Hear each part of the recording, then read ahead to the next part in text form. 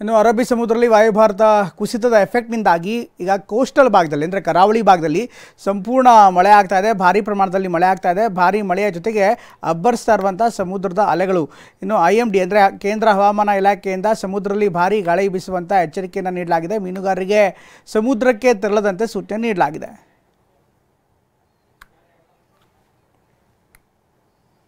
ನಮ್ಮ ಪ್ರತಿನಿಧಿ ಪ್ರಜ್ವಲ್ ಮಲ್ಪೆ ಬೀಚ್ನಿಂದ ಒಂದು ಪ್ರತ್ಯಕ್ಷ ವರದಿಯನ್ನು ಕೊಟ್ಟಿದ್ದಾರೆ, ನೋಡೋಣ ಬನ್ನಿ.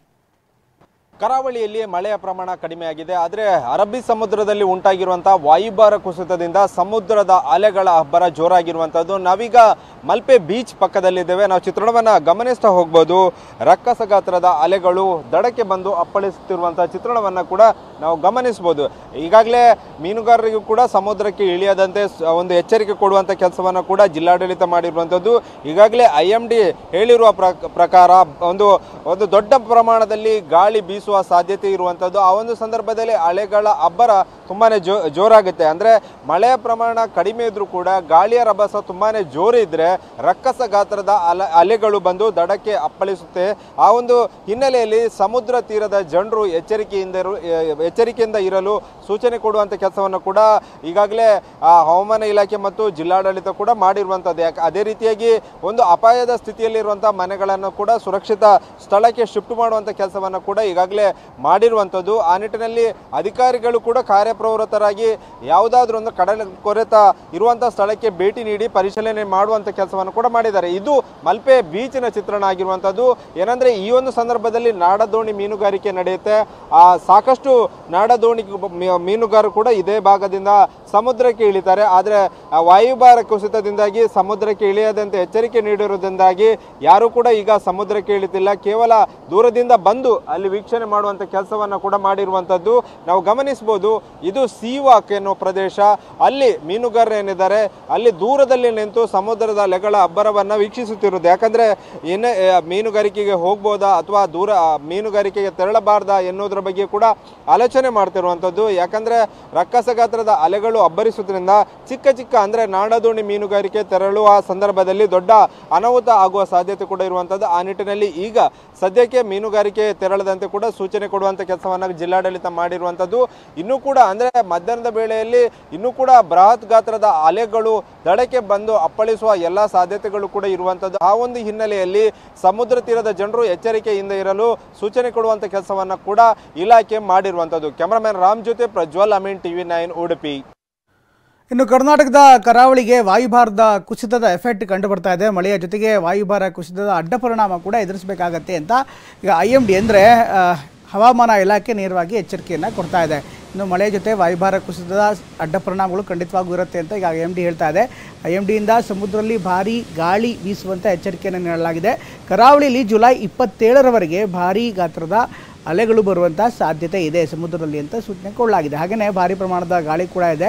ಸಮುದ್ರದಲ್ಲಿ ಭಾರೀ ಗಾತ್ರದ ಅಲೆಗಳು ಬರುವಂಥ ಎಚ್ಚರಿಕೆ ಇದೆ. 45ರಿಂದ 65 ಕಿಲೋಮೀಟರ್ ವೇಗದಲ್ಲಿ ಗಾಳಿ ಬೀಸುವಂಥ ಸಾಧ್ಯತೆ ಇದ್ದು ಮೀನುಗಾರಿಕೆಗೆ ಕಡಲಿಗೆ ಇಳಿಯದಂತೆ ಖಡಕ್ ಸೂಚನೆ ನೀಡಲಾಗಿದೆ. ಪ್ರಮುಖವಾಗಿ ಮಂಗಳೂರು, ಉಡುಪಿ, ಕಾರವಾರ, ಕೊಚ್ಚಿ, ಅಂಕೋಲಾ, ಕುಮಟಾ, ಮುಂಬೈ, ಗೋವಾದಲ್ಲಿ ಅಲೆಗಳ ಭೀತಿ ಹೆಚ್ಚಾಗ್ತಾ ಇದೆ.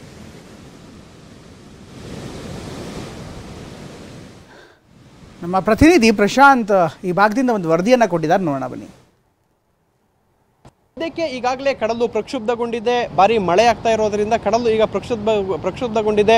ಈ ಭಾಗದಲ್ಲಿ ನೋಡೋದಾದ್ರೆ ಇಲ್ಲಿ ಅಲೆಗಳು ಯಾವ ಪ್ರಮಾಣದಲ್ಲಿ ಬಂದು ಅಪ್ಪಳಿಸ್ತಾ ಇದೆ ಅನ್ನೋದನ್ನ ಅಲ್ಲಿ ನೋಡ್ತಾ ಹೋಗ್ಬೋದಾಗಿದೆ. ಅಂದ್ರೆ ಬಂಡೆಗಳ ಪಕ್ಕದಲ್ಲಿ ಅಲೆಗಳು ಅಪ್ಪಳಿಸ್ತಾ ಇರುವಂತದ್ದು, ಸಾಕಷ್ಟು ದೊಡ್ಡ ಪ್ರಮಾಣದಲ್ಲಿ ಅಲೆಗಳು ಬರ್ತಾ ಇದೆ. ಅಂದ್ರೆ ಈಗ ಮಳೆ ಏನು ಬರ್ತಾ ಇದೆ, ಮಳೆಯಿಂದಾಗಿ ನೀರು ಸಾಕಷ್ಟು ಪ್ರಮಾಣದಲ್ಲಿ ಒಳಹರಿವು ಹೆಚ್ಚಾಗಿದೆ. ಕೆಲವಾರು ಡ್ಯಾಮ್ಗಳ ಕ್ರಸ್ಟ್ ಗೇಟ್ಗಳನ್ನು ಓಪನ್ ಮಾಡಿರೋದ್ರಿಂದ ಸಮುದ್ರಕ್ಕೆ ನೀರಿನ ಒಳಹರಿವು ತುಂಬ ಪ್ರಮಾಣದಲ್ಲಿ ಆಗಿರುವುದರಿಂದ ಸದ್ಯಕ್ಕೆ ಈ ಒಂದು ಮಳೆಗೆ ಈ ರೀತಿ ಅಲೆಗಳು ಅಪ್ಪಳಿಸ್ತಾ ಇರುವಂಥದ್ದು. ಆದರೆ ಈಗ IMD ರಿಪೋರ್ಟ್ ಪ್ರಕಾರ ಏನು 45ರಿಂದ 65 ಕಿಲೋಮೀಟರ್ವರೆಗೂ ಕೂಡ ಗಾಳಿ ಸಮುದ್ರದ ತಟದಲ್ಲಿ ಬೀಸುವಂಥ ಸಾಧ್ಯತೆಗಳಿರುತ್ತೆ ಅಂತ ಹೇಳಿದರೆ, ಮತ್ತು 4.5ರಿಂದ 5.5ರವರೆಗೂ ಅಲೆಗಳು ಮೀಟರಷ್ಟು ಅಲೆಗಳು ಏರುತ್ತೆ ಅಂತ ಹೇಳಿ ಮಾಹಿತಿಯನ್ನು ನೀಡಿರುವಂಥದ್ದು. ಮತ್ತು ಏನು 300ರಿಂದ 400 ಮೀಟರ್ ಸೀಶೋರಿಂದ ಮುಂದಕ್ಕವರೆಗೂ ಕೂಡ ಈ ಅಲೆಗಳು ಮುನ್ನುಗ್ಬೋದು ಅಂತ ಹೇಳಿ ಒಂದು ರಿಪೋರ್ಟನ್ನು ಕೊಟ್ಟಿರುವಂಥದ್ದು. ಸೊ ಈ ರೀತಿ ಏನಾದರೂ ಗಾಳಿ ಬೀಸಿದರೆ ಸಾಕಷ್ಟು ದೊಡ್ಡ ಪ್ರಮಾಣದಲ್ಲಿ ಅನಾಹುತಗಳು ನಡೆಯಲಿದೆ. ಯಾಕೆಂತ ಹೇಳಿದರೆ 3.5-4 ಮೀಟರ್ ಅಲೆಗಳ ಹೈಟ್ ಹೆಚ್ಚಾದರೆ ಸಾಕಷ್ಟು ಪ್ರಮಾಣಕ್ಕೆ ಮುಂದಕ್ಕೆ ಬರುವಂಥದ್ದು. ಈಗಾಗಲೇ ಸಾಕಷ್ಟು ಕಡಲ ಕೊರೆತ ಆಗಿದೆ, ಮನೆಗಳು ಮರಗಳು ದರಶಾಹಿಯಾಗಿರುವಂಥದ್ದು, ಜನವಸತಿ ಪ್ರದೇಶಗಳಿಗೆ ಹಾನಿಯಾಗಿದೆ. ಸೊ ಇದೇನಾದರೂ ಇದೇ ರೀತಿ ಕಂಟಿನ್ಯೂ ಆದರೆ ಅಂದರೆ ಏನು ಅಷ್ಟು ಪ್ರಮಾಣದಲ್ಲಿ ಸೀಶೋರಿಂದ ನೀರು ಮುನ್ನುಗ್ಗಿದ್ರೆ ಸಾಕಷ್ಟು ಪ್ರಮಾಣದಲ್ಲಿ ಇಲ್ಲಿ ಅನಾಹುತಗಳು ಆಗುವಂಥ ಸಾಧ್ಯತೆಗಳಿರುತ್ತೆ. ಇಲ್ಲಿ ನೋಡ್ಬೋದಾಗಿದೆ ಏನು ಉಳ್ಳಾಳ, ಉಚ್ಚಿಲ, ಸೋಮೇಶ್ವರ, ಬಟಪಾಡಿ ಮತ್ತು ಈ ಭಾಗದಲ್ಲಿ ಅಂದರೆ ಈ ಭಾಗದಲ್ಲಿ ಕಾಸರಗೋಡುವರೆಗೂ ಏನು ಹೋಗುತ್ತೆ ಇಲ್ಲೆಲ್ಲ ಕಡಲು ಕೊರೆತ ಆಗುವಂಥ ಪ್ರದೇಶಗಳು. ಬ್ರೇಕ್ ವಾಟರನ್ನು ಹಾಕಿದರೂ ಕೂಡ ಅದನ್ನು ಸೀಳ್ಕೊಂಡು ಮುಂದೆ ಅಲೆಗಳು ಬರ್ತಾ ಇರುವಂಥದ್ದು ಜನವಸತಿ ಪ್ರದೇಶಗಳಿಗೆ ಹಾನಿಯನ್ನು ಉಂಟು ಮಾಡ್ತಾ ಇದೆ.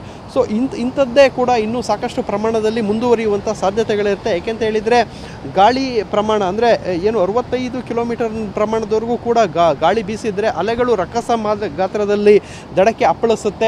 ಸೊ ಅಲ್ಲಿಂದ ಬಂದಂಥ ಅಲೆಗಳು ಜನವಸತಿ ಪ್ರದೇಶಗಳಿಗೆ ನುಗ್ಗುವಂತಹ ಸಾಧ್ಯತೆಗಳಿರುತ್ತೆ. ಸೊ ಇದರಿಂದಾಗಿ ಸಾಕಷ್ಟು ಪ್ರಮಾಣದ ಹಾನಿ ಉಂಟಾಗುವಂಥ ಸಾಧ್ಯತೆಗಳಿರುತ್ತೆ. ಈಗಾಗಲೇ ಹವಾಮಾನ ಇಲಾಖೆ ಮೀನುಗಾರರಿಗೂ ಕೂಡ ಸೂಚನೆಯನ್ನು ನೀಡಿರುವಂಥದ್ದು ಮತ್ತು ಸ್ಥಳೀಯರಿಗೂ ಕೂಡ ಅಂದರೆ ಸ್ಥಳೀಯ ಸಂಸ್ಥೆಗಳು ಮತ್ತು ಜಿಲ್ಲಾಡಳಿತಕ್ಕೂ ಕೂಡ ಕೆಲವೊಂದು ಸೂಚನೆಯನ್ನು ನೀಡಿರುವಂಥದ್ದು. ಅಂದರೆ ಯಾರು ಕೂಡ ಸಮುದ್ರಕ್ಕೆ ಇಳಿಬಾರ್ದು ಅನ್ನೋ ನಿಟ್ಟಿನಲ್ಲಿ ಆದೇಶವನ್ನು ಮಾಡಿರುವಂಥದ್ದು. ಸದ್ಯಕ್ಕೆ ಈ ಒಂದು ಪ್ರಮಾಣದಲ್ಲಿ ಗಾಳಿ ಏನಾದರೂ ಬೀಸಿದರೆ ಮುಂಬೈಯಿಂದ ಕೊಚ್ಚಿವರೆಗೂ ಅಂದರೆ ಮುಂಬೈ, ಗೋವಾ, ಈ ಭಾಗದಲ್ಲಿ ಕಾರವಾರ, ಭಟ್ಕಳ, ಅಂಕೋಲಾ ಮತ್ತು ಉಡುಪಿ, ಕುಂದಾಪುರ ಮತ್ತು ಮಂಗಳೂರು, ಸುರತ್ಕಲ್, ಉಳ್ಳಾಳ ಭಾಗ ಸೇರಿದಂತೆ ಕಾಸರಗೋಡು, ಕೊಚ್ಚಿ ಈ ಭಾಗದವರೆಗೂ ಕೂಡ ಸಾಕಷ್ಟು ಪ್ರಮಾಣದಲ್ಲಿ ಅಲೆಗಳು ಬೀಸುತ್ತೆ. ಸಾಕಷ್ಟು ಗಾಳಿಯ ಜೊತೆಗೆ ಅಲೆಗಳು ಮುನ್ನುಗ್ಗೋದ್ರಿಂದ ಸಾಕಷ್ಟು ಅವಘಡಗಳು ಆಗುವಂಥ ಸಾಧ್ಯತೆಗಳಿದೆ. ಇಂತಹ ತೀರ ಪ್ರದೇಶಗಳಲ್ಲಿ ಇರುವಂಥವರು ಎಚ್ಚರಿಕೆಯಿಂದ ಇರಬೇಕು. ಸದ್ಯಕ್ಕೆ ಕರ್ನಾಟಕ ಕರಾವಳಿಯಲ್ಲಿ ಇಂಥದ್ದೊಂದು ಮುಂದಿನ ವಾರಗಳ ಕಾಲ ನಡೆಯಬಹುದು ಅಂತ ಸಾಧ್ಯತೆ ಇರೋದ್ರಿಂದ ಜನರು ಎಚ್ಚರಿಕೆಯಿಂದ ಇರಬೇಕಾಗಿದೆ. ಕ್ಯಾಮರಾಮನ್ ವಿಲ್ಫ್ರೆಡ್ ಜೊತೆ ಪೃಥ್ವಿರಾಜ್ ಬೊಮ್ಮನಕೆರೆ, TV9 ಮಂಗಳೂರು.